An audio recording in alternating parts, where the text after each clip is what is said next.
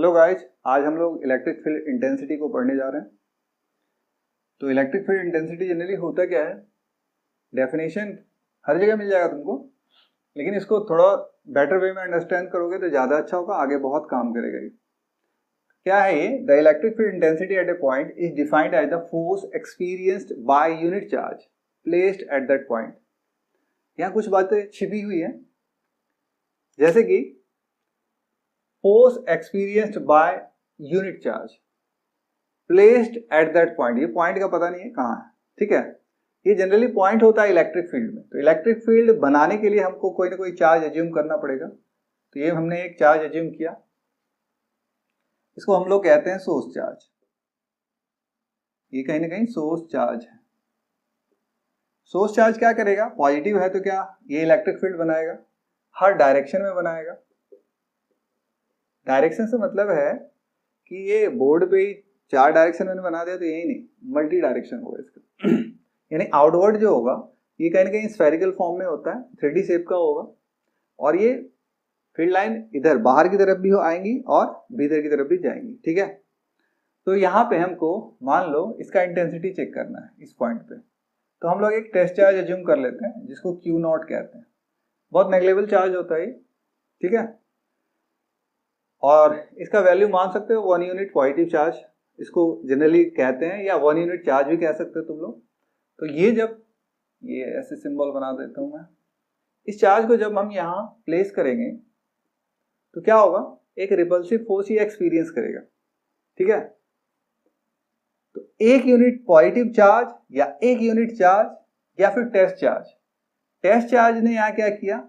कुछ force experience किया। तो वही फोर्स क्या होता है? इलेक्ट्रिक फील्ड इंटेंसिटी होता है, ठीक है।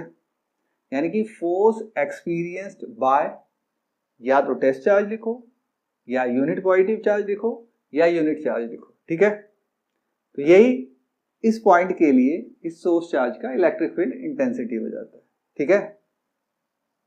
यहाँ थोड़ी बात और कर लेते हैं। इसको मान लेते हैं ये पहला लोकेशन है। इस टेस्ट चार्ज को क्या हम आगे ला सकते हैं दूसरे लोकेशन पे? क्या इसको और बाहर ले जा सकते हैं थर्ड लोकेशन पे? क्या इन तीनों लोकेशंस पे इलेक्ट्रिक फील्ड इंटेंसिटी हमको सेम मिलेगा? बिल्कुल नहीं मिलेगा। क्यों नहीं मिलेगा?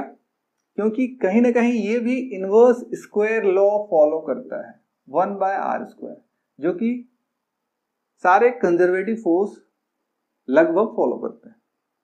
कंजर्वेटिव फोर्स से मतलब है कि ग्रेविटेशनल फोर्स हो गया, एक ये इलेक्ट्रोस्टैटिक फोर्स देख रहे हैं, एक मैग्नेटिज्म में जाएंगे तो मैग्नेटिक फोर्स हो जाएगा। तो ये सब कहीं ना कहीं इनवर्स स्क्वायर लॉ को फॉलो करते हैं। यानी डिस्टेंस बढ़ाएंगे तो क्या होगा? फोर्स घटेगा, डिस्टेंस घटाएंगे तो फोर्स बढ़ेगा।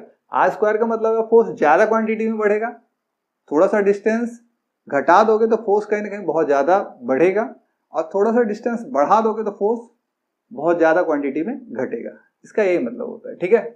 तो हमने यहां से ये देखा कि जैसे जैसे हम चार्ज को अप्रोच करेंगे तो क्या होगा? इलेक्ट्रिक फील्ड इंटेंसिटी में बढ़ोतरी देखी जाएगी, और जैसे जैसे उससे अपार्ट जाएंगे, दूर जाएंगे, तो इलेक्ट्रिक फील्ड इंटेंसिटी घटेगा, ठीक है।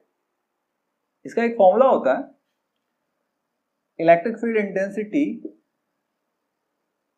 ये कहीं ना कहीं फोर्स अपॉन ये टेस्ट चार्ज लिख दें यहाँ पे Q0, ठीक है।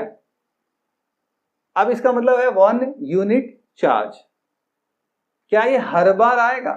अब जरूरी तो नहीं है कि हम टेस्ट चार्ज लेके आए, हमारे पास इससे ज्यादा क्वांटिटी का चार्ज भी हो सकता है। मान लो 100 कूलम का, ठीक है। उसको जब यहां पे हम प्लेस करते हैं 100 कूलम का, तो इस पे मान लेते हैं कि मान लो 500 न्यूटन का फोर्स लगे, ऐसा कुछ एज्यूम कर लेना कि 100 कूलम का अगर चार्ज लाते हैं इलेक्ट्रिक फील्ड में, इस पॉइंट 1 लोकेशन पर रखते हैं, तो उसने एक्सपीरियंस किया 500 न्यूटन का फोर्स, ठीक है। इसको अगर हम सिंप्लीफाई करें, देखो बेसिक फॉर्मूला ये बना लो, electric field equals to force upon charge. तो इसके थ्रू आउट यहां देखते हैं तो फोर्स कितना एक्सपीरियंस कर रहा है? 500 न्यूटन, और चार्ज हम कितना ला रहे हैं? तो 100 कूलम का, ठीक है। सिंप्लीफाई करने पे क्या आएगा? सिंप्लीफाई करने पे हमको आएगा 5 न्यूटन बाय 1 कूलम, अब देखो ये सिंप्लीफाई हो गया, यही तो दे रहा है हमको, एक यूनिट चार्ज पे जो फोर्स एक्सपीरियंस हो रहा है वही कहीं ना कहीं ये भी हमको बता रहा है। इसके साथ ये कंडीशन होना चाहिए कि ये बहुत नेग्लेबल होना चाहिए। अब नेग्लेबल क्यों होना चाहिए इसको समझो थोड़ा।